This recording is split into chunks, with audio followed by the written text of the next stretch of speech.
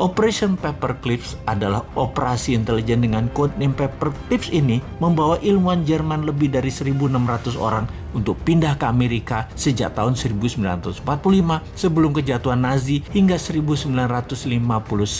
Sampai dua presiden setelah FDR yaitu sampai Truman dan Eisenhower, Amerika melakukan human kapitalisasi besar-besaran yang lokal dikembangkan potensinya maupun yang menghijack dari bangsa lain dengan imbalan uang dan kenyamanan kehidupan yang makmur di Amerika. Inilah kemudian yang membuat Amerika di tahun 70-an mulai menunjukkan kejeniusannya bernegara. Apa yang dilakukan Amerika dengan MMT-nya Michael Hudson, yaitu melepas emas sebagai underlying dolar alias dolar dicetak tidak lagi berdasarkan emas tetapi berbasis proyek produktif dan hutang, termasuk hutang ke negara lain, melakukan strategi petrodolar, menguasai minyak, gas, energi dunia, membuat dolar sebagai senjata ekonomi dengan menguasai 60% transaksi dunia pada saat ini. Dan sampai saat ini penguasaan 60% world wealth atau kekayaan dunia melalui Wall Street dan kekuatan politik luar negerinya, Amerika lah rajanya. Tiongkok tak kalah strateginya. Ketika Anda bertemu dengan petinggi PKC Partai Komunis Cina, para elitnya tidak ada yang tidak bisa berbahasa Inggris karena kebanyakan mereka adalah S1 atau S2-nya bahkan S3-nya itu di luar negeri semua. Bernegara satu partai itu membuat abdi negaranya, pegawai negerinya harus berstandar scholar, orang makan sekolah semua. Ketika Xi Jinping 2013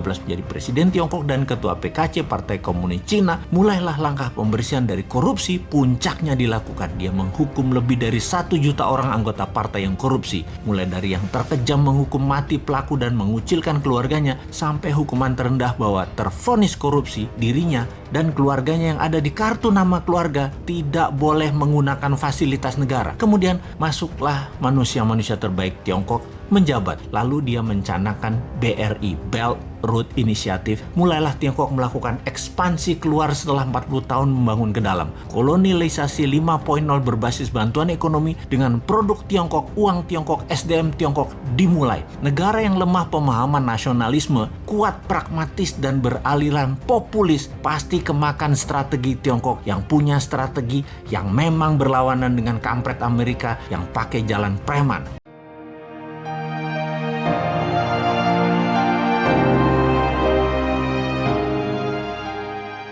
Tidak ada kemajuan sebuah negara dibuat karena membangun infrastruktur saja. Demikian pemaparan singkat yang terdapat dalam buku Currency Power karya Ben Cohen. Jangan dikira Tiongkok membangun infrastruktur jalanan di sisi timur mainland zaman Deng Xiaoping selama lebih dari 40 tahun. Juga Amerika membangun infrastruktur jalanan dalam program New Deal-nya di tahun 1933 hingga 1936.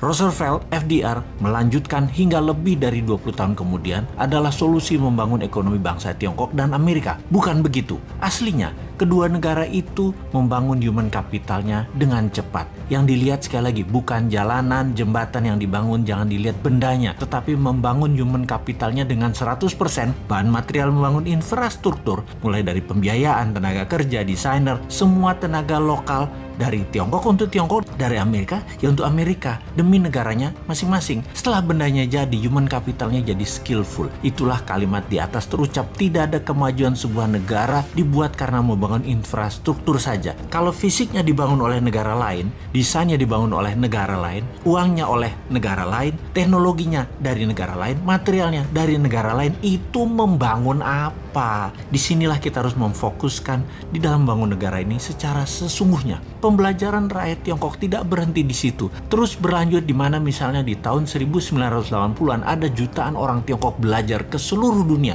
dan terus dilanjutkan hingga saat ini. Kalau tahun 1933 dan 1936 New Deal-nya Roosevelt terlihat membangun infrastruktur, maka tidak akan sempurna jika dia tidak melakukannya dengan yang namanya Operation Paperclips. Operation Paperclips adalah operasi intelijen dengan codename Paperclips ini membawa ilmuwan Jerman lebih dari 1.600 orang untuk pindah ke Amerika sejak tahun 1945 sebelum kejatuhan Nazi hingga 1959.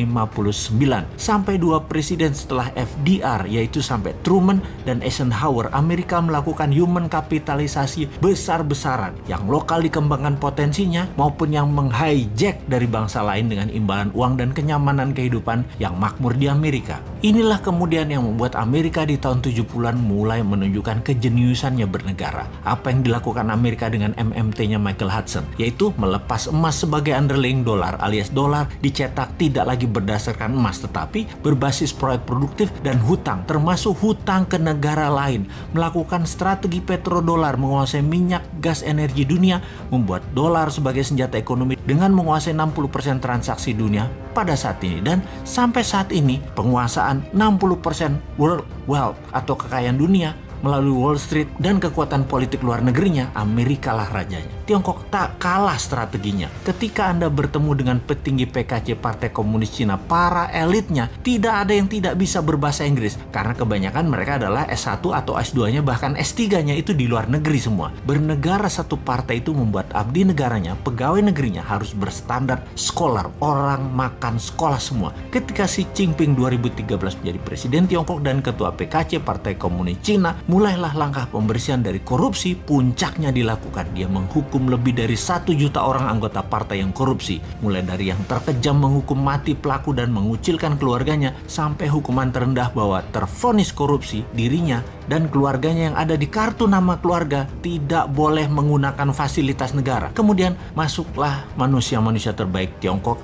menjabat. Lalu dia mencanangkan BRI, Belt Road Initiative. Mulailah Tiongkok melakukan ekspansi keluar setelah 40 tahun membangun ke dalam. Kolonialisasi 5.0 berbasis bantuan ekonomi dengan produk Tiongkok, uang Tiongkok, SDM Tiongkok dimulai. Negara yang lemah pemahaman nasionalisme, kuat pragmatis dan beraliran populis, pasti kemakan strategi Tiongkok yang punya strategi yang memang berlawanan dengan kampret Amerika yang pakai jalan preman. Makanya hard power Amerika menjadi terlihat buruk dan soft power Tiongkok tidak terbaca sampai sumber daya alam suatu negara habis. Harusnya kedua negara tersebut, yaitu hard powernya Amerika dan soft powernya Tiongkok, hanya bisa dilawan dengan smart powernya New Mind. Gak seimbang nih perang atau warfare lawan Tiongkok dan Amerika kalau bernegaranya ala old mind yang beraliran populerisme dan tidak terlalu nasionalis, lebih miring ke oligar, ke globalis dan kekuatan besar dunia lainnya. Kalau New Mind ngelawan pasti karena beda bernegaranya. Amerika dan Tiongkok akan respect, bahkan takut.